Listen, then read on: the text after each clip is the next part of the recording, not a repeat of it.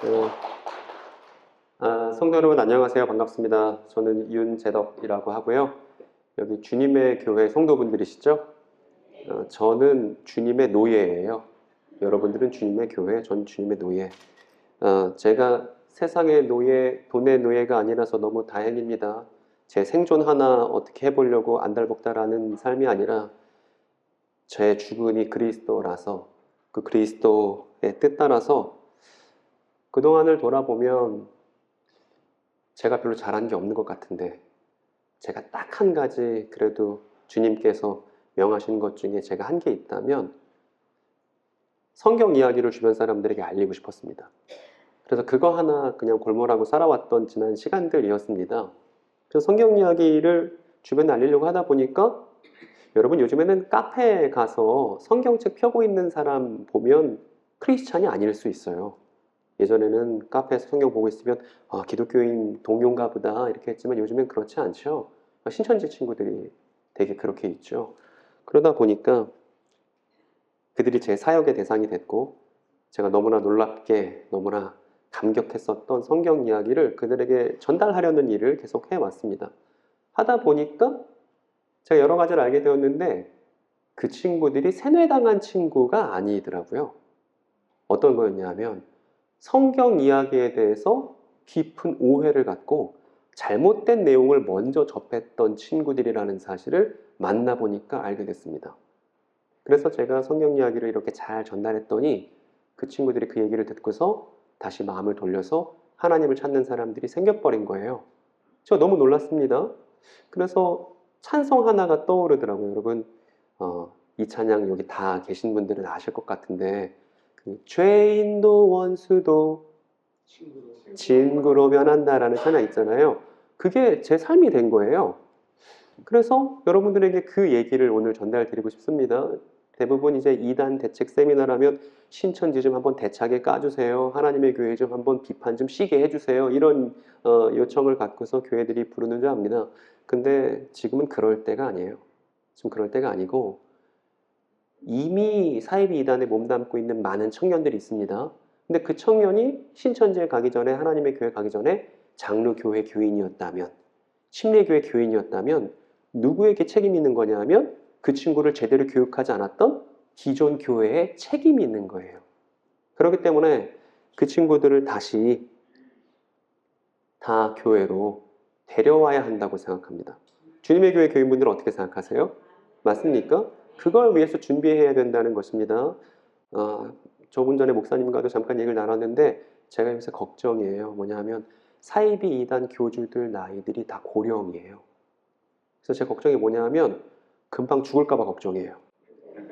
좀 더 오래 살아야 되고 그 시간 동안 교회가 뭐 해야 되냐면 준비를 갖춰야 된다. 이 얘기를 제가 전국에 있는 교회를 다니면서 지금 계속 하고 있는 중입니다. 그래서 주님의 교회에서도 이 대림동 일대에 하나님의 성도들이 이 자리에 있어서 이 지역사회의 복음의 아름다운 이야기가 잘 공론화되는 데에는 누구에게 책임이 있냐면 바로 여러분들에게 책임이 있습니다.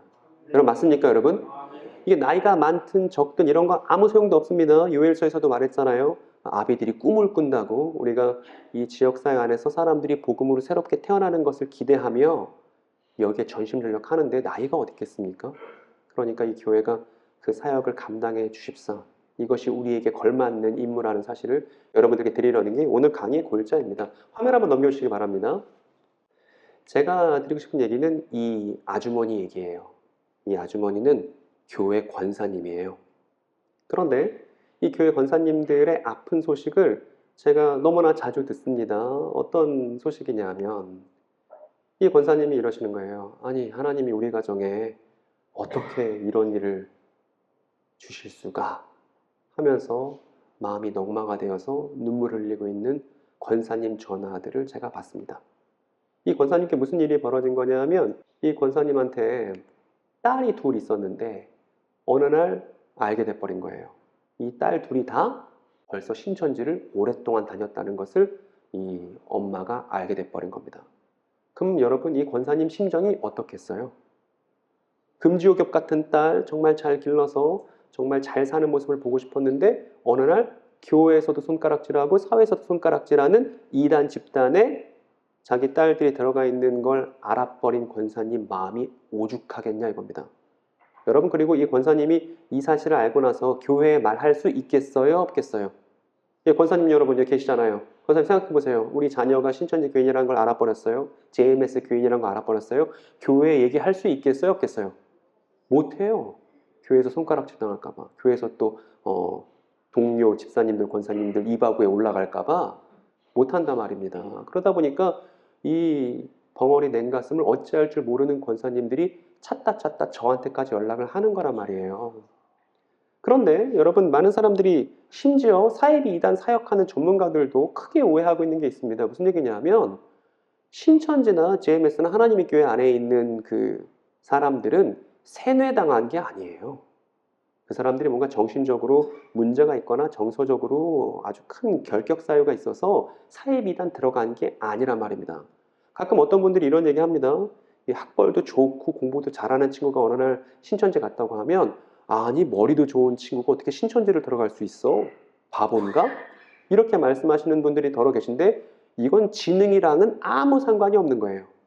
뭐랑 상관이 있는 거냐면 여러분, 신천지가 생겨난 지 40년 됐습니다. 하나님의 교회가 요새 더 가열찬 포교를 하고 있는데 하나님의 교회 생긴 지 60년 됐습니다. 여러분, 40년 동안 수정하고 수정해서 교묘하게 만든 교리가 신천지 교리고 60년 동안 수정해서 만든 교묘한 교리가 하나님의 교회 교리예요. 여러분, 일반인들이 이걸 들으면 설득이 되겠습니까? 안 되겠습니까? 심지어 신학생이라 할지라도 사이비단 교리를 듣고서 그게 왜 잘못됐는지 요목조목 들춰내는 건 어려운 일이 돼버렸습니다. 그러다 보니까 우리 지역사회 사이비단에 몸담고 있는 사람들이 이렇게나 많아진 건 왜 그런 것이냐 하면 그만큼 사이비단 교리가 정교해졌고 거기에 설득되는 우리의 이웃들이 이렇게나 많아진 거예요. 그래서 마찬가지로 그 권사님 두 딸도 모태신앙이었지만 교회에서 모르는 게 없었지만 교회에서 오랜 생활을 거쳐서 찬양 인도자도 하고 거기서 청소년부 회장도 하고 별거 다 했지만 그럼에도 불구하고 대학생이 딱 되자마자 만났던 신천지 언니들 얘기를 들어보니까 그리고 성경을 펴보니까 신천지 언니 얘기들이 맞는 것 같은 거예요. 나는 근데 그 얘기를 교회에서 20년 동안 있으면서 한 번도 못 들었거든요. 그러다 보니까 내가 확인해 보니까 신천지가 맞았고 교회가 틀렸네 라는 자기 확신을 갖게 된 청년들이 이 대한민국 사회에 너무나 많고 그 교묘한 교리들이 지금 해외에 수출까지 되고 있는 상황입니다. 그러니까 이런 거예요. 세뇌가 아니라 설득된 거예요. 내가 들어보니까 신천지 성경 해석이 맞던데 이런 청년들을 제가 너무나 많이 만났습니다. 여러분, 그 신천지 성경 해석의 기본 구조를 좀 말씀을 드릴게요. 어떤 거냐면 구약이라는 말 여러분 들어보셨나요? 여러분 지금 잘 따라하고 있는 거예요? 벌써 졸린 거예요? 잘 따라하고 계신 거죠? 이제 시작도 안 했습니다. 예? 구약이라는 말이 있어요. 그리고 구약 성경이라는 말도 있죠. 구약 전서, 구약 성경. 그리고 첫 언약이라는 말도 있고 그리고 율법이라는 말이 있습니다. 그런데 신천지에서는 어떻게 가르치냐면 구약이든 구약 성경이든 첫 언약이든 율법이든 다 똑같은 거라고 가르쳐요. 여러분, 지금 제가 신천지 교리를 대강 설명해 볼 테니까 뭐가 틀렸는지 한번 집어내 보세요, 여러분. 그래서 신천지 친구들이 이렇게 배웁니다. 유대인들은 구약을 어겼어. 그래서 유대인들은 구약을 어겼기 때문에 누가 오신 거예요? 예수님이 오셨다는 거예요. 그래서 예수님이 뭘 이루셨냐면 구약을 이루셨다 이렇게 말합니다. 여러분, 여기까지 틀린 거 있어요, 없어요? 잘 모르시겠죠? 그리고 나서 그런데 오늘날 교회는 타락했어. 뉴스를 봐봐. 목사님들 범죄, 교회 범죄 너무나 많으니까 오늘날 교회는 언약을 저버렸어. 마치 누구처럼? 예수님을 알아보지 못했던 유대인처럼. 이렇게 가르치는 거예요. 그래서 이 언약을 저버린 교회를 통해서는 구원을 받을 수가 없고 마침내 누가 나타난 거예요? 이만희 씨가 나타났다 이겁니다. 그래서 이제 신약 성경을 이만희 씨가 이루고 있는 거야. 그게 신천지야. 이렇게 무려 40년 동안 가르쳐 왔다 이겁니다. 그래서 다시 정리해보면 구약 성경은 예수님이 이루고 신약 성경은 누가 이루냐면 이만희 씨가 이룬다. 이렇게 40년간 가르쳐 왔다. 여러분, 뒤에 결론을 보니까 웃음이 나오지만 이 결론까지 가는 과정에서 뭐가 틀렸는지 딱 집어서 제대로 설명하기란 쉽지 않은 일이고, 만약에 이런 교육을 1년여 동안 배운다고 생각해 보세요. 설득되겠습니까? 안 되겠습니까? 충분히 가능한 일입니다. 그런데 우리는 그동안 사이비단 경험자들을 손가락질하기에 바빴단 말입니다. 너 무슨 문제가 있어서 신천지 갔구나, 뭐 이런 식으로요. 아무 문제도 없는 친구들이 저 교리 내용에 설득돼서 그게 성경적인 줄 알고, 그게 하나님 섬기는 바른 방법인 줄 알고, 지금도 이 대림동 지역에서도 신천지 교인들이 너무나 많이 있습니다. 여러분, 다시 이 엄마로 돌아왔습니다. 여러분, 그 두 딸이 교묘한 신천지 교리에 설득되어 있는 상황입니다. 그러면 이 권사님 엄마는 어떻게 해야 될까요? 여러분, 이 엄마를 어떻게 우리가 도와줄 수 있을까요? 여기에 오늘 우리가 하는 이야기의 핵심이 담겨 있습니다. 이 엄마가 교회에 다니잖아요. 교회 소속돼 있잖아요. 그런데 엄마는 교회에 있으면서 신천지가 나쁘다는 얘기만 들었지, 신천지가 성경적으로 왜 나쁜지를 제대로 교육받지 못했고, 심지어 저 엄마 권사님인데 교회에서 30년 동안 신앙생활 했는데 성경에 대해서 한번 권사님 얘기해 보세요. 본인이 믿고 있는 예수님에 대해서 한번 표현해 보세요 하면 저 권사님 입 뻥끗할 수 있겠어요? 없겠어요? 없어요. 그동안 뭐만 많이 했어요? 설교만 많이 들었어요. 그러니까 한국교회 성도들은 고질병이 있습니다. 어떤 거냐면 정말 많은 설교를 들었지만 새벽에도 설교 듣고, 수요일날도 설교 듣고, 금요일 저녁에도 설교 듣고, 주일날 오전 오후도 설교를 듣지만 정작 복음을 말해보라고 하면 귀는 움직이는데 입은 움직인다 안 움직인다? 표현해 본 적이 없는 거예요. 여러분, 그런데 하나님의 교회 아주머니도 어떻습니까? 밖에 나와서 둘씩 짝져갖고 모르는 사람 낯선 사람 붙잡고 하나님의 교회 교리를 설명하려고 하잖아요. 그런 도전을 해보고 시도를 하면 할수록 누가 설득되냐 하면 스스로 설득되는 거예요. 본인이 표현할 수 있는 바로 그 내용의 말입니다. 그런데 한국교회 성도들은 표현해 본 것을 해본 적이 없는, 이 교회 교육 안에서 오랫동안 교육을 받지만 그럼에도 불구하고 표현해 보는 기회를 갖지 못했던 이런 심각한 문제를 이 교육에 갖고 있습니다. 그런데 이 교회 바깥만 넘어가면 오랜 시간 동안 수정된 이단 교리가 신천지 하나뿐이겠어요?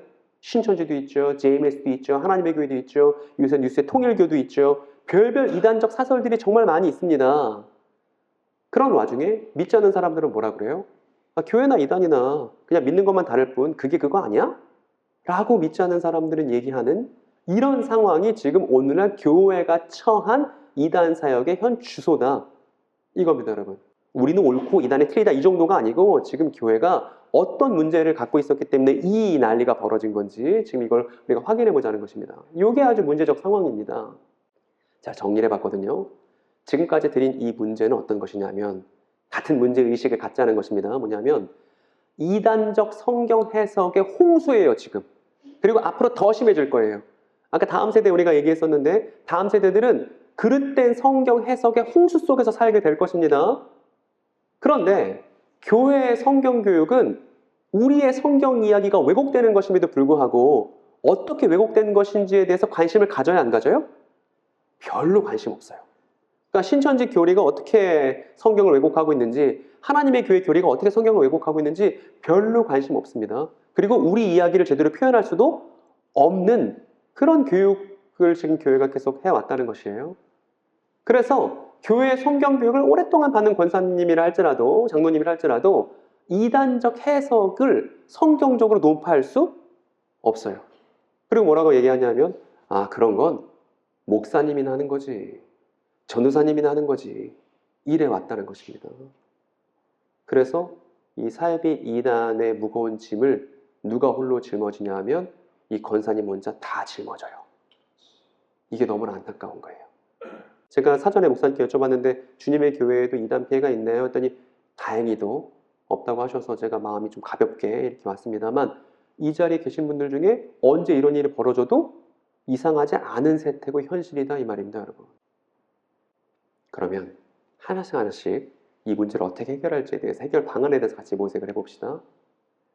여러분, 제가 아까 말씀드렸잖아요. 신천지 교인들이 어떻게 믿고 있는지. 신천지 교인들은 구약이 곧 구약 성경이고 또 첫 언약이고 이게 율법이라고 배웁니다. 이거를 초기부터 배워요. 여러분, 근데 이거 가만히 보면 잘못된 거 눈에 보이지 않으세요? 잘 보세요, 여러분. 여기에 아주 심각하게 잘못된 뭔가가 숨어 있습니다. 눈치채신 분 계십니까? 여러분, 구약이 무슨 뜻이에요? 옛 언약이죠. 그죠? 구약하면 옛 언약입니다. 옛 언약이 무슨 뜻이죠? 형제님들, 자매님들, 구약이 뭡니까? 이렇다니까요. 우리가 이런 기초적인 개념에 대해서도 선뜻 말하기가 어렵다는 거예요. 구약이 무엇인지 설명해 봅시다 하면 어느 교회나 마찬가지입니다. 주님의 교회만 그런 게 아니에요. 그런데 이제 이런 분이 아마 분명히 제가 이렇게 질문했을 때 속으로 이렇게 생각하시는 분 계실 거예요. 아니, 구약이 구약 성경이지 뭐. 이러면 계세요, 안 계세요? 지금 뜨끔하셨죠? 그런데 저렇게 생각하면 누구랑 똑같은 거예요? 신천지랑 똑같다는 거예요. 제가 설명을 잘 드릴게요. 여러분 앞으로 구약하면 이 산부터 떠올리시는 거예요. 여러분 이 산은 어떤 산이냐면 모세와 관련 있는 산입니다. 무슨 산인가요? 그렇죠. 신의 산입니다. 여러분 신의 산 하면 머릿속에 상상하셔야 됩니다. 어떤 거냐면 성경에 이렇게 기록되어 있어요. 신의 산에 구름이 빽빽히 껴있다고요. 구름만 빽빽히 껴있는 게 아닙니다. 거기에 천둥이 치고 지진이 있고 하나님께서 신의 산에 강림하셨는데 어떻게 강림하셨냐 하면 불로 강림을 하셨죠.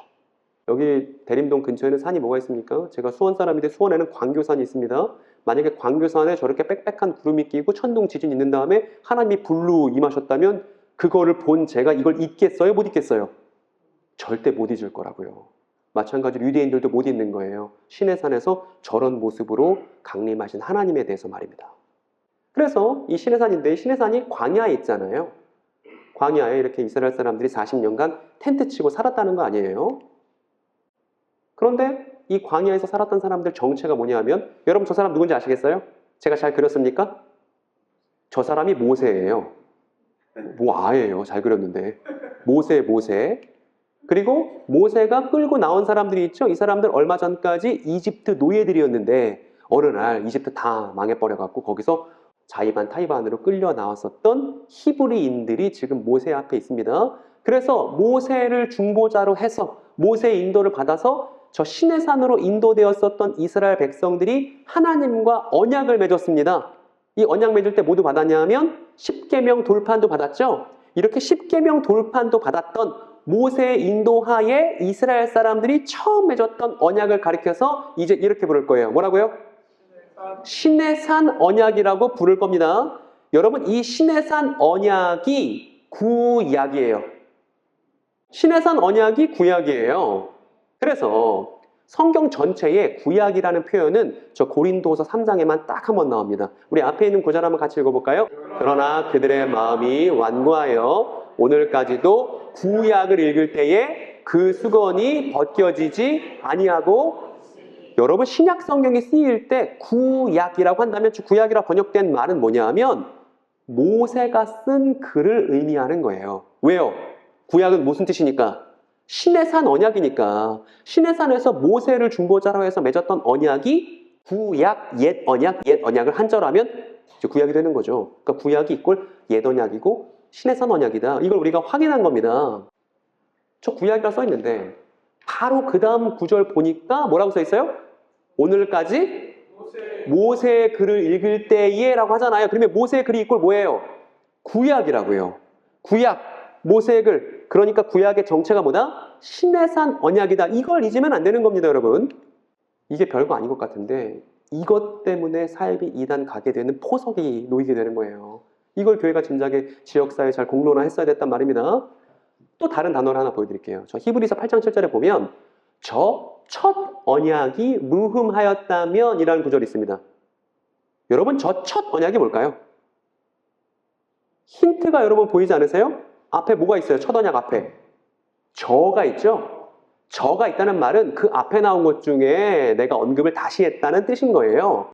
그러면 저 첫 언약이 뭔지를 알려면 신천지 교인들은 저 첫 언약을 다 구약 성경이라 생각해요. 그런데 그렇지 않습니다. 그 앞 내용을 보면 여러분 어떻죠? 모세가 장막을 지으려 할 때의 지시하심을 얻음과 같으니라고 되어 있죠? 무슨 언약이죠? 신의 산 언약이죠? 그러니까 저 첫 언약은 정체가 뭐예요? 신의 산 언약이에요. 그런데 이런 얘기를 하면 신천지 교인이 저한테 질문합니다. 아니, 아담에게 하신 언약도 있고 아브라함에게 하신 언약도 있고 여러 언약들이 많은데 왜 시내산 언약을 첫 언약이라고 했겠어요? 이렇게 저한테 질문합니다. 왜냐하면 이스라엘 공동체가 처음 맺은 언약이 시내산 언약이기 때문입니다. 성도 여러분, 정리 잘 되셨습니까?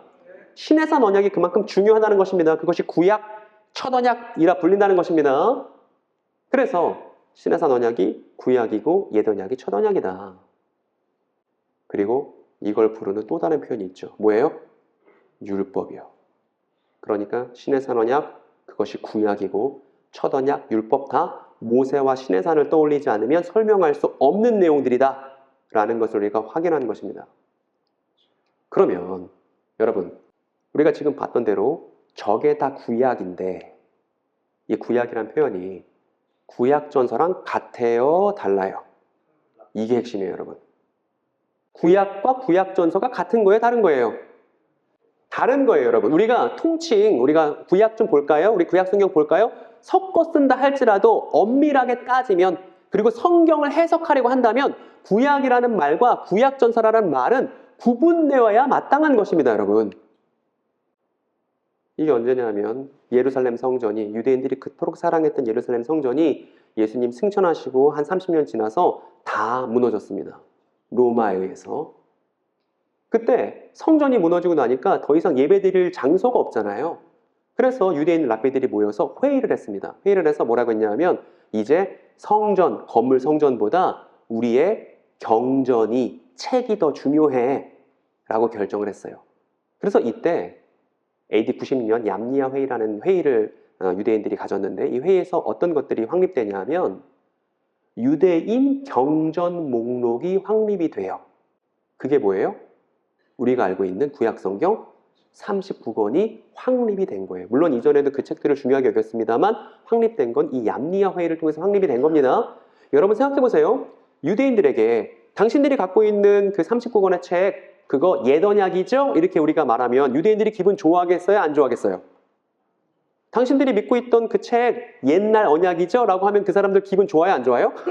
안 좋아할 거라고요. 그러면 구약이라는 말은 누가 이름 붙인 거예요? 유대인들이 붙인 게 아니고 기독교인들이 나중에 유대인들의 경전을 우리가 구약 성경이라고 하자라고 나중에 이름이 붙은 거란 말입니다.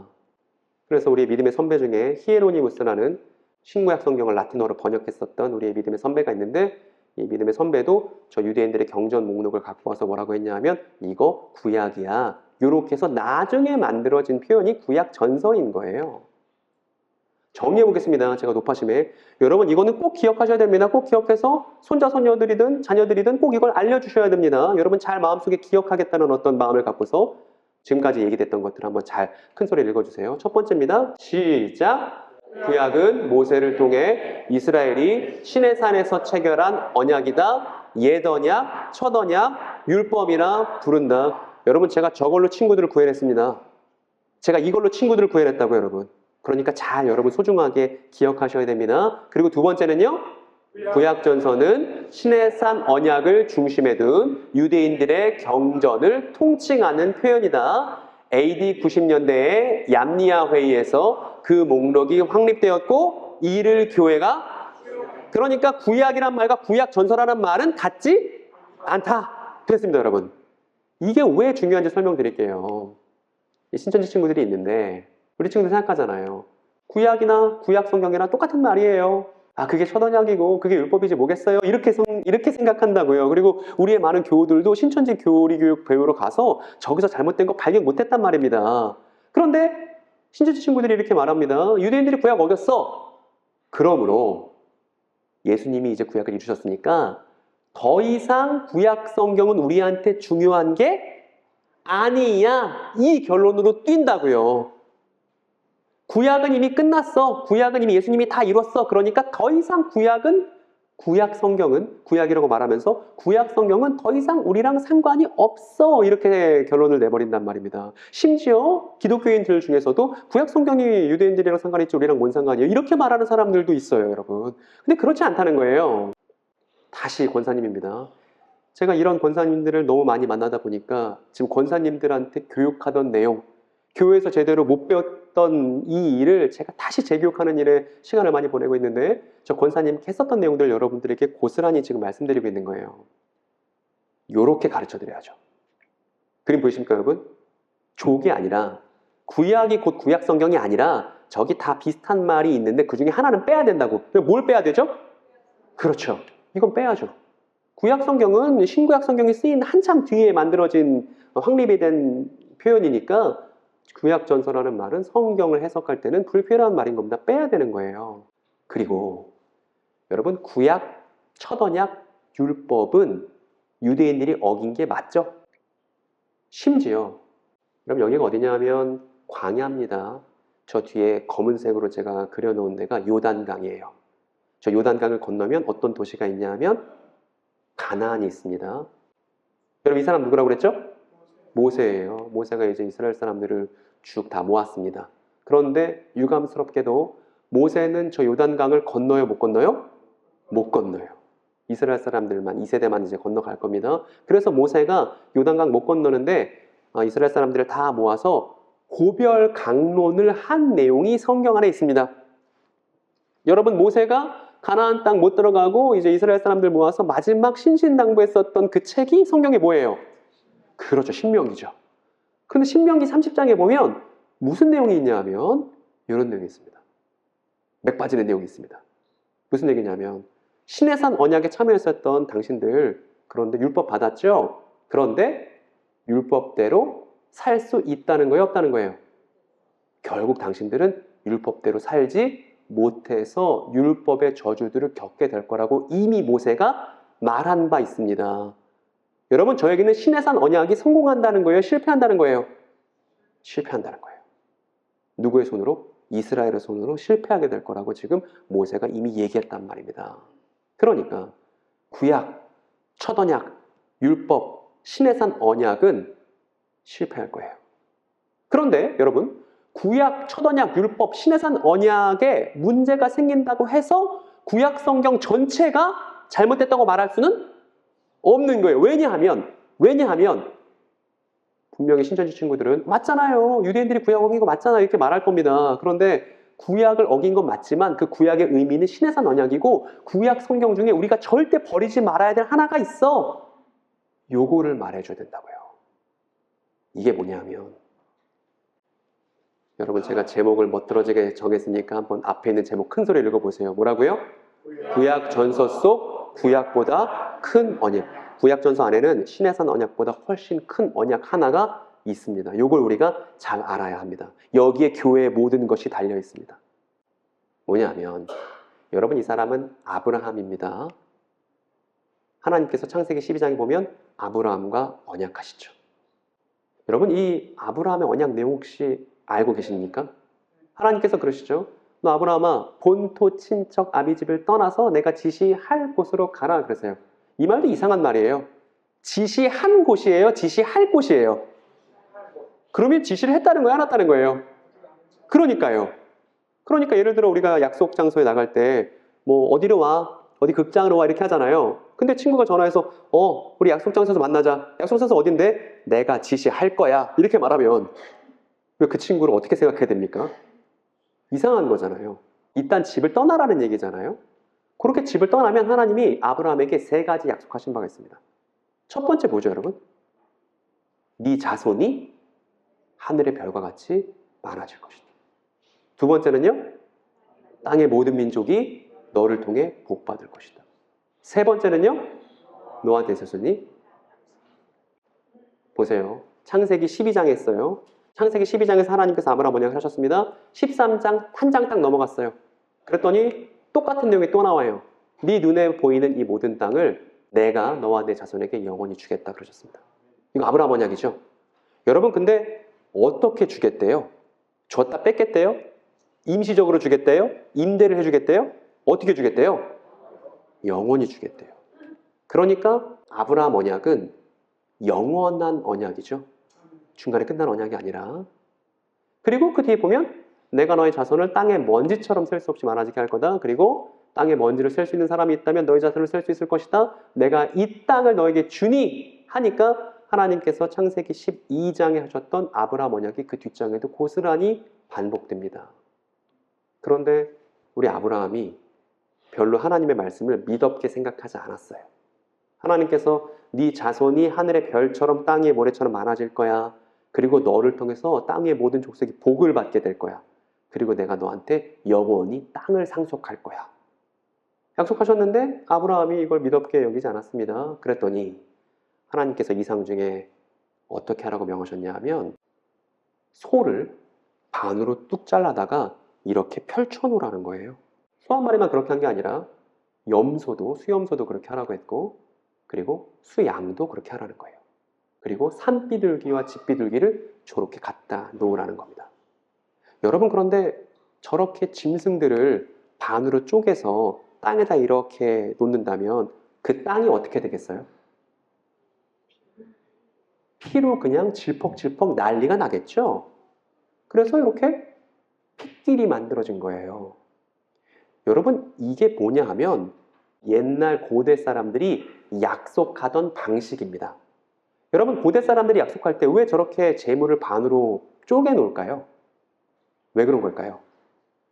내가 만약에 약속 내용대로 이행하지 않으면 어떻게 되겠다는 거예요? 저런 꼴이 되겠다는 거예요. 그러니까 저 방법은 목숨을 건 약속이에요. 자기 자신의 전부를 건 약속을 할 때 저렇게 하는 겁니다. 그래서 저렇게 재물들을 쪼개놔서 길을 만들어 놨습니다. 그리고 하나님이 나타나셨어요. 그리고 횃불, 타는 횃불의 모양으로 나타나신 하나님께서 저 핏길을 걸으셨습니다. 여러분, 질문입니다. 계약 당사자가 저 핏길을 걸어서 목숨을 거는 거거든요. 지금 하나님이 저 핏길을 가셨잖아요. 아브라함은 저 핏길을 계약 당사자로서 걸었을까요? 안 걸었을까요? 여러분, OX를 볼까요? 걸었다, O. 아니다, 안 걸었을 것이다, X. 뭐 안 읽어본 사람이든 뭐 읽어본 사람이 상관없습니다. 한번 우리 주님의 교회 성도분들 어떤 의견을 갖고 있는지 한번 보겠습니다. 걸었을 것이다, O. 안 걸었을 것이다, X. 한번 해보자. 시작.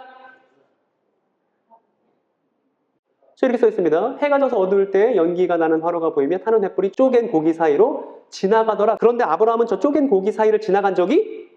그럼 여러분, 아브라함 언약을 이행하는 데 있어서 누구만 목숨을 건 거예요? 하나님만 자기 자신의 전부를 그 아브라함 언약에 거신 거죠? 그러면 아브라함이 잘못을 하든 아브라함이 좀 부족하든 아브라함이 뭐 하자가 있든 간에 이러나 저러나 하나님은 자기 자신을 걸어버렸으니까 아브라함에게 약속하신 대로 그 약속 내용을 이행하시겠죠? 이걸 줄여서 뭐라고 그러냐면 신실하시다고 하는 거예요. 신실하시다 할 때는 내용이 있습니다. 우리 하나님 신실하신 하나님입니다라고 말할 때 그 신실함의 내용은 아브라함 언약이에요. 하나님은 아브라함 언약에 자신의 전부를 걸으신 겁니다. 나중에 아브라함이 어떻게 해요? 자기 아내 너무 이쁘니까 어떻게 될까봐 누이라고 막 속이고 하나님 약속 못 믿는 모습 보여주잖아요. 그러나 저러나 아브라함 언약은 이행된다 안 된다? 인간의 한계에도 불구하고 인간의 연약함에도 불구하고 반드시 아브라함 언약은 이행된다고 하나님이 자기의 목숨을 걸었잖아요. 그리고 나서 또 사건이 이어집니다. 여러분, 저 사건 아시죠? 제가 잘 그렸습니까? 아브라함에게 하나님께서 이삭을 바치라고 한 사건이에요. 이걸 사이비 이단들에서 어떻게 악용하냐 하면 이렇게 악용합니다. 하나님이 아들 바치라고 명령할 수 있어. 그러니까 하나님이 하시는 명령은 우리의 이해가 안 되더라도 네가 그게 되게 싫은 거라도 꿀떡 삼키고 해야만 돼. 이렇게 가르쳐 왔습니다, 지금까지. 그런데 제가 돌아보니까 교회 목사님들 중에서도 이렇게 말하는 목사님들이 있더라고요. 무조건 시키는 대로 해야 된다고? 전혀 그렇지 않습니다.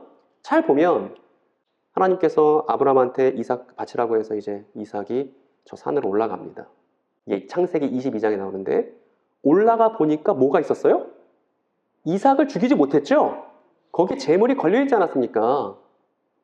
아브라함이 고개를 들어 살펴보니 숲을 속에 수양 한 마리가 있는데 그 뿔이 숲에 걸려 있었다. 가서 그 수양을 잡아다가 아들 대신에 그거를 번제로 드렸잖아요. 그 다음이 중요합니다. 그래서 무슨 말이 만들어진 거예요? 여호와 이레라는 말이 생긴 거잖아요. 저 예전에 어렸을 때 교회 오랜만에 갔는데 이제 교회에 간식거리가 있었다. 내지는 교회에 뭐가 잘 먹을 게 준비가 됐다. 그러면 이제 제가 성경 잘 몰랐음에도 불구하고 어른들한테 배운 표현이 있어요. 뭐라 그래요? 어우, 여호와 이래네. 뭐가 준비되어 있으면 교회에서 그래 그런 말 하지 않습니까? 근데 잘못된 표현이에요. 왜냐하면 여호와께서 준비하셨다는 게 중요한 게 아니고 저기 보니까 어디서 준비하실 거라는 거예요? 그래요. 주님의 산이 중요한 거예요. 주님의 산에서 준비될 것이다라는 말이 여호와 이레입니다. 그러면 여러분 이 주님의 산이 어디냐면 모리아 산이에요. 아브라함한테 너 모리아 산에다가 네 아들 바쳐야 된다. 이렇게 해서 모리아 산이라고 하나님이 지정해 주셨거든요. 그런데 이 모리아 산이 오늘날 지명이 뭔지 아세요? 옛날에는 모리아 산이라고 했지만 지금은 모리아라고 안 부르잖아요. 지금 뭐라 부르냐 하면 이렇게 불러요. 그러면 이 얘기 무슨 얘기죠? 하나님께서는 다른 누구의 희생도 원치 않으시죠? 하나님은 희생시킬 자신의 재물을 자신이 준비하시는 분입니다. 어디에다가? 예루살렘에다가. 떠오르는 분 안 계세요? 하나님은 우리의 누구도 희생도 원치 않으세요. 하나님은 희생시킬 재물을 자신이 준비하시는 분이에요. 그 하나님께서 준비하신 재물은 하나님의 산에 준비됩니다. 그 산이 예루살렘이라고요. 그러면 하나님께서 친히 준비하신 재물, 누구의 희생도 원치 않으시기 때문에 자기 자신의 재물을 준비하신 그 재물이 누구인지 여러분 머릿속에 떠오르시죠? 그래서 이거예요. 이 이삭을 바치라고 하신 사건의 의미는 하나님께서 준비하신 그 예루살렘으로 데려오신 그 재물이신 예수 그리스도를 가리키고 있단 말입니다.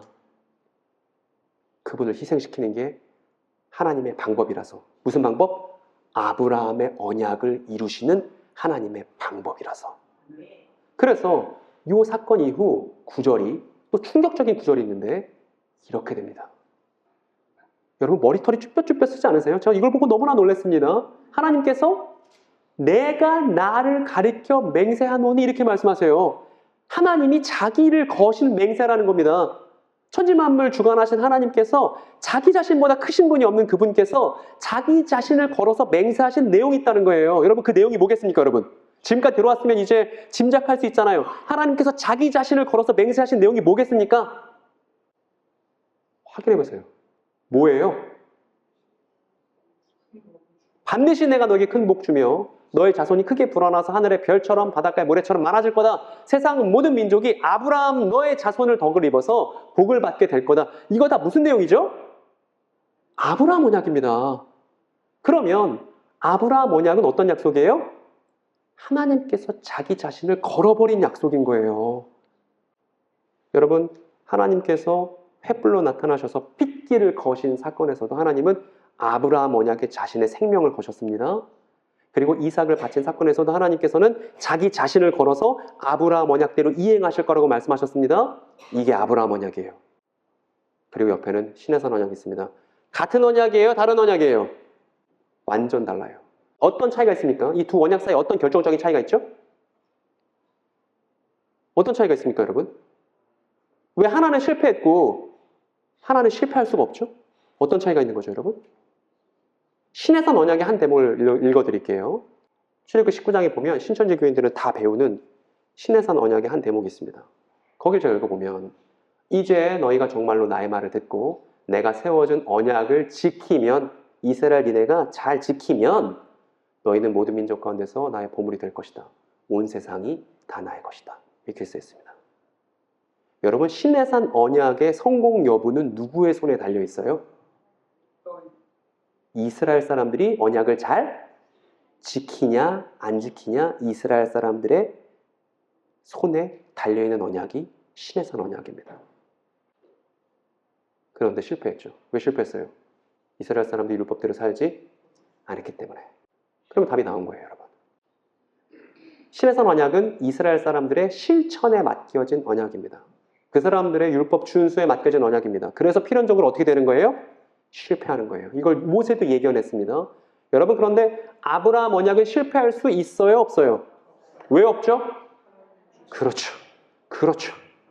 하나님께서 자신을 거신 언약이기 때문에 하나님께 달려있는 언약이기 때문에 아브라함 언약은 실패할래야 실패할 수가 없는 거예요. 그리고 저 아브라함 언약의 교회의 모든 것이 달려있는 것입니다. 그러니까 저 그림 보세요. 구약, 첫 언약, 율법은 실패할 수 있죠. 그런데 구약전서 안에 있는 아브라함 언약과 시내산 언약인데 시내산 언약을 실패할 수 있어도 구약전서 안에 있는 아브라함 언약은 구약전서 안에 있는 시내산 언약은 실패할 수 있어도 구약전서 안에 있는 아브라함 언약만큼은 실패할 수가 없는 거예요. 그래서 이 아브라함 언약 때문에 이 아브라함 언약을 이루시려고 누가 오셨냐 하면 예수께서 오신 거예요. 왜? 아브라함 언약을 성취하시는 하나님의 방법으로 말입니다. 이렇게 정리할 수 있어요. 우리 앞에 있는 거 한번 큰 소리로 읽어볼까요? 시작! 인간의 율법 준수의 실패와 무관하게 하나님은 아브라함에게 하신 자신의 언약을 여러분 이게 어렵습니까? 하나도 어렵지 않습니다. 예수 믿는 사람이라면 성경에 관심 있는 사람이라면 누구나 이해할 수 있게끔 하나님께서 우리에게 성경을 주셨잖아요. 그런데 이 내용을 구분하지 못하면 하나님의 교회든 신천지든 걸려 넘어질 수밖에 없다는 것입니다. 뭘 모르면 아브라함 언약을 하나님께서 신실하게 이행하실 거라는 아브라함 언약과 시내산 언약의 차이를 구분하지 못한다면 말입니다. 그래서 우리의 구원은 시내산 언약의 성취가 아니에요. 우리가 뭔가 잘해서 우리 손으로 뭔가 열심히 해서 우리 스스로 구원을 쟁취한 게 아닙니다. 아브라함 언약을 이행하신 하나님의 열심 안에서 우리의 구원이 있는 거예요. 그런데 여전히 예수님 당시 어떤 사람들이 있었냐면 시내산 언약에서 구원을 찾는 사람들이 있었습니다. 유대인들이죠. 그리고 유대인들이 시내산 언약을 너무 중요하게 여기고 율법대로 다 지켜야만 구원이라고 생각을 하니까 저기에 영향을 받는 초대교회 사람들도 있었습니다. 그래서 저 시내산 언약에서 구원을 찾으려는 초대교회 사람들에게 경고하고자 바울 사도가 쓴 편지가 있습니다. 그게 갈라디아서예요. 갈라디아서 내용 보면 이렇게 써 있습니다. 3장에 형제자매 여러분, 나는 사람의 관례를 예로 들어 말하겠습니다. 어떤 사람이 적법하게 유언을 작성해 놓으면 아무도 그것을 무효하거나 거기에다가 어떤 것을 덧붙일 수 없습니다. 라고 바울 사도가 말하고 있습니다. 여러분, 교회의 기준은 사도들의 가르침입니다. 여러분 한번 따라해 보세요. 교회의 기준은 나도 아니고 목사님도 아니고 사도들의 가르침이다. 교회의 기준은 사도들의 가르침입니다. 우리는 사도적 전승에 의해서 교회가 된 거예요. 사도들의 가르침이 교회의 기준입니다. 그런데 교회가 기준 삼아 마땅할 저 사도들의 가르침 안에 뭐가 써 있냐면 어떤 사람이 유언을 썼을 때 그 유언에서 내용을 덧붙이거나 어떤 내용을 무효로 만들 수 없다고 사도가 말하고 있습니다. 이게 왜 그런 거냐면 여러분 또 뭐 나왔죠? 또 아브라함 언약 또 나왔죠. 이렇게 바울이 말하네요. 그런데 하나님께서 아브라함과 그 자손에게 약속을 말씀하실 때에 아브라함 언약 얘기네요. 마치 여러 사람을 가리키는 것처럼 자손들에게라고 말씀하지 않고 단 한 사람을 가리키는 뜻으로 너의 자손에게라고 말씀하셨습니다. 라고 이제 바울이 얘기합니다. 이거 무슨 얘기냐면 아까 우리가 아브라함의 언약 살펴봤었는데 그때 하나님께서 하늘의 별과 같이 땅의 모래같이 많아지는데 뭐가 많아지냐면 너의 자손들이 많아진다고 했어요. 너의 자손이 많아진다고 했어요. 너의 자손이 많아진다고 했죠? 바울 사도가 이걸 어떻게 해석하는지 보세요. 왜 하나님께서 자손들이라고 하지 않고 자손이라고 하셨냐면 그 자손의 정체가 그리스도이시기 때문이다 라고 말합니다. 그러니까 아브라함 언약의 성취는 누구에 의해서 이루어지는 거예요? 예수 그리스도에 의해서. 여러분 제가 이 내용을 신천지 교인들 만날 때마다 늘 이 얘기를 했습니다. 나는 그냥 성경에 있는 내용을 소개했을 뿐인데 나는 목사도 아니고 아무것도 아닌데 근데 소개하니까 그 친구가 진리를 분별할 수 있는 기회를 얻더라고요. 그러니까 여러분도 이걸 하시면 된다 이겁니다. 저 내용 어렵지도 않으니까요. 주변에 있는 사람들한테 아브라함 언약 알아? 이게 되게 중요한 거야. 구약과 구약전서는 다른 거야. 예수님이 왜 오셨는 줄 알아? 아브라함 언약 성취하려고 오신 거야. 갈라디아 3장에 아브라함 언약에 나오는 자손이 그리스도라고 바울이 말했어. 이걸 우리가 마땅히 지역사회 안에서 해야 되는 성도라는 영광스러운 자격을 저와 여러분들이 갖고 있잖아요. 여러분 평신도란 말은 지구에 없는 겁니다. 평범한 신도 같은 게 어디 있습니까? 한 사람의 성도가 탄생하기 위해서 그리스도께서 목숨을 버려 죽으셔야만 하고 부활하셔야만 했습니다. 그리스도의 죽음과 부활을 통해서만 성도가 탄생할 수 있는 거잖아요. 저건 우리 이야기예요. 그러니까 저걸 왜곡하는 것들이 견딜 수 없는 겁니다. 아까 우리가 봤었던 저기서 그리스도 어디 계시죠? 여기 계시죠. 내 자손이 그리스도이기 때문에 자손들이라고 쓸 수 없다고 바울 사도가 얘기하고 있습니다. 이렇게 말입니다. 나머지 아브라함 언약 내용이 어떻게 그리스도 안에 성취되는지는 제가 지금 다 말씀드릴 수는 없고 어쨌든 빨리 우리 결론으로 나가야 됩니다. 바로 이렇게 말하는 것이죠. 내가 말하라는 것은 이것입니다. 하나님께서 이미 맺으신 언약이 있는데, 마치 어떤 사람이 유언을 작성하듯이 이미 맺으신 언약이 있는데 430년 뒤에 생긴 또 다른 언약이 그 앞에 있는 언약을 무효로 만들거나 그 약속을 폐지하지 못합니다. 이렇게 얘기합니다. 여러분, 지금 여러분들이 잘 들어오셨다면, 제가 하는 얘기를 잘 들어오셨다면 이제 대번에 저 바울 사도가 뭐라고 말하는지 아실 수 있을 거예요. 여러분, 하나님께서 이미 맺으신 언약이 뭐죠? 저게 아브라함 언약이에요. 근데 아브라함 언약이 있고 나서 430년 뒤에 생긴 율법이 무슨 언약이에요? 시내산 언약이에요. 그런데 시내산 언약이 있다 하더라도 아브라함 언약을 무효로 하거나 폐할 수 있다 없다? 없다. 그 얘기를 하는 겁니다. 그만큼 우리의 구원이 시내산 언약이 아니라 아브라함 언약에 달려있다고 바울 사도가 지금 교회에게 얘기하고 있는 것이죠. 그리고 갈라디아 3장 초반부로 가면 바울이 화가 나서 이렇게 말합니다. 어리석은 갈라디아 사람들이여, 예수 그리스도께서 십자가에 못 박히신 모습이 여러분 눈앞에 선한데 누가 여러분을 홀렸습니까? 이렇게 얘기하고 나서 아브라함 언약 얘기를 하는 거거든요. 여러분, 저 이삭 바친 사건으로 한번 돌아가 봅시다. 이삭을 태워서 죽일 그 나무를 누가 짊어지고 가죠? 그 옆에 어른들도 있었습니다. 종도 있었고 아브라함도 있었어요. 그런데 자기가 죽을 나무를 누가 등에 지고 가냐 하면 아들이 지고 가요. 마치 누구처럼요? 자기가 죽을 나무를 짊어지고 모리아산을 올라가는 이삭처럼, 그 아브라함의 자손처럼 우리가 아는 그 한 분께서 자기가 죽을 나무를 등에 짊어지고 똑같은 산을 올라가십니다. 그래서 십자가잖아요. 아브라함 언약을 이루기 위한 하나님의 제물, 십자가. 그러니까 십자가가 저렇게 선명하거늘 왜 아브라함 언약이 아니고 시내산 언약을 붙들고 있느냐고 교회에 선언하고 있는 사도의 메시지가 갈라디아서 3장 4장이라는 것입니다. 여러분, 오늘 이제 강의를 마칠 시간입니다. 교회는 오늘 강의의 결론을 무엇으로 내릴 것인가? 사실 제가 오늘 주님의 교회 오기 전에 여러 교회들을 다녔는데 지금 제 마음이, 제가 오랫동안 강의 사역을 했습니다만 마음이 많이 안 좋았습니다. 왜냐하면 교회에 열심히 강의를 해봐야 한 주 지나면 똑같이 예배드리고 또 한 주 지나면 똑같이 예배드리고, 저는 지금 교회 교육이 잘못됐다고, 성도 교육이 잘못됐으니까 성도들을 제대로 교육하기 위해서 교육 제도를 뜯어 고쳐야 되고, 우리가 사이비 이단에 몸담고 있는 친구들을 구하고, 사이비 이단 교주들이 다 고령이니까 그 사람들이 죽어나갈 때 그 젊은 친구들을 다 다시 교회로 이식시키기 위해서 교회 교육을 새롭게 하자는 메시지를 제가 전국을 다니면서 많이 얘기를 했습니다. 그런데 제가 느낀 게 있어요, 여러분. 교회만큼 달라지기 어려운 조직도 없더라고요. 굳었어요. 그럼 다음 주 되면 제가 이렇게 열심히 막 열을 내고 얘기를 해도 그 다음 주 되면 똑같이 예배 준비하고 똑같이 예배 드리고 똑같이 헤어지고 만났던 사람 똑같이 만나고, 그렇게 성도들이 또 한 번 복음을 제대로 공부하고 표현해보는 기회를 갖지 못한 채 또 목사님 설교 듣고 또 집에 가는 일들이 또 피상적으로 반복됩니다. 그런 와중에 사이비 이단 피해자들은 늘어나고 교주들의 죽음은 점점점 가까워집니다. 이게 제 마음의 답답함입니다. 그래서 제가 하나님한테, 하나님 너무 싫다고, 이제 못하겠다고, 이제 교회마다 가서 똑같은 얘기하는 거 너무 지겹다고, 제가 이 마음을 갖고 지난달에 너무 힘들어하고 있었거든요. 근데 저희 아내가 그러더라고요. 했던 말 계속 하라고.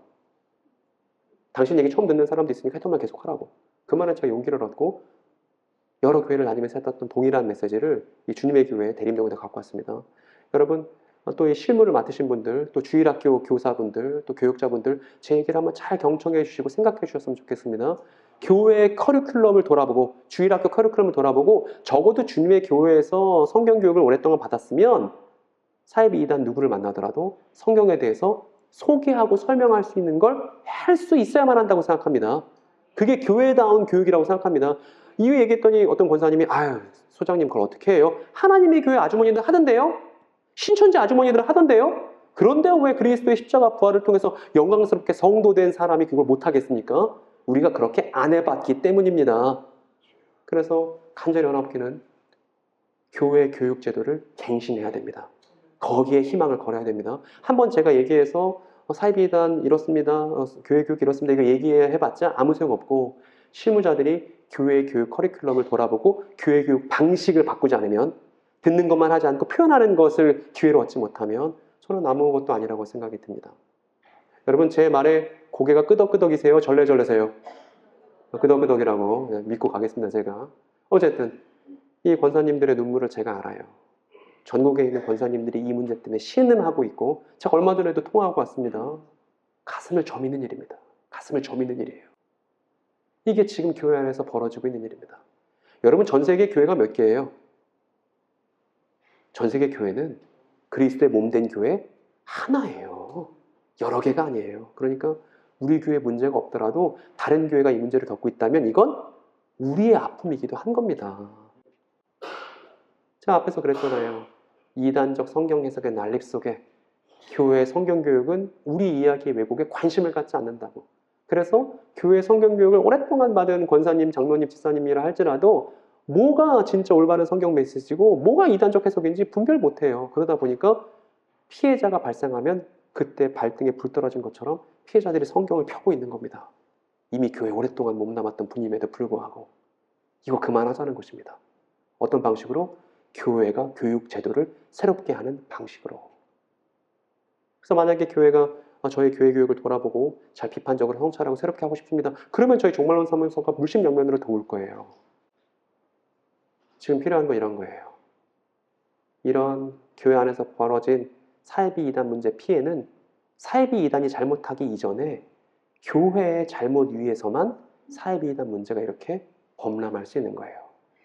그러니까 피해자가 나오면 저 사람 어떻게 저렇게 됐대? 이게 아니고, 신천지 경험자가 있으면 저 어쩌다 신천지 갔대? 이게 아니고, 피해자들에 대한 뭐가 필요해요?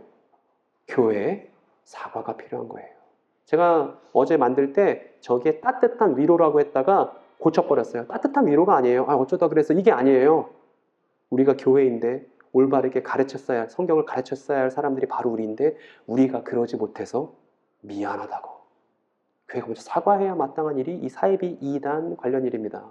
그리고 뭐가 필요해요? 비교 대상을 전제한 성경 교육이 필요하다.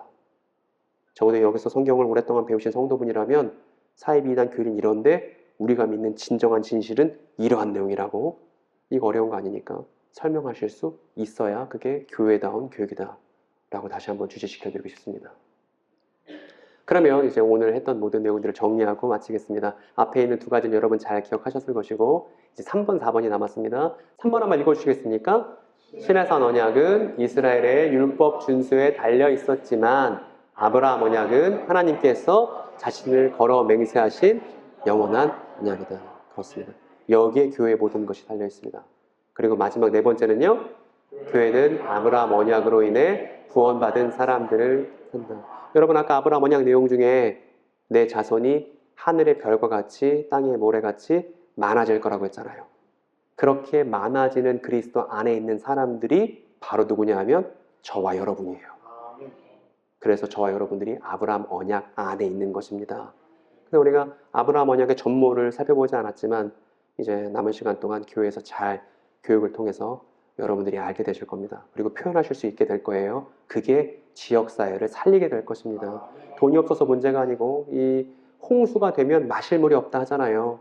이단적 사설, 이단적 성경 해석이 넘치는 이 세태 속에서 진짜 진실한 성경 이야기가 없어서 말라 죽어가는 사람들이 교회 문밖만 넘어가면 도처에 있습니다. 그 사람들을 찾아서 복음의 진실을 전달하는 역할, 성도다운 역할을 저 여러분들이 우리의 시대 속에서 잘 감당할 수 있기를 바랍니다. 잠깐 기도하겠습니다. 거룩하신 하나님 감사합니다. 하나님, 100년만 지나면 아무도 우리를 기억하는 사람이 없을 것입니다. 100년만 지나면, 100년이 뭡니까 주님? 몇십 년만 지나면 우리의 친구들도 사라질 것이고 우리도 이 땅에서 사라지는 날이 올 것입니다. 주님, 그런데 우리가 모든 사람의 기억에서 잊혀진다고 해서 내 삶이 가벼워지는 것이 아니고 우리의 삶을 모두 기억하시는 한 분 하나님이 계시기에 사람의 시선이 아니라 하나님의 시선 앞에서 살아야 마땅한 줄로 압니다. 하나님, 오늘날 교회를 어떻게 보고 계신가요? 주님, 우리가 맡겨진 이 시대 안에서 교회로서 어떠한 일을 감당해야 할까요? 주님, 지혜를 주시고 성경 이야기를 오해했기 때문에 힘들어하고 있는 많은 이웃들 틈 속에서 우리가 마땅히 교회답게 말하고 교회답게 생각하며 아브라함 언약에 걸맞는 삶으로 살아갈 수 있도록 우리를 도와주시옵소서. 하나님께서 모든 것을 걸어 이행하시겠다고 하신 그 언약 안에 우리가 있습니다.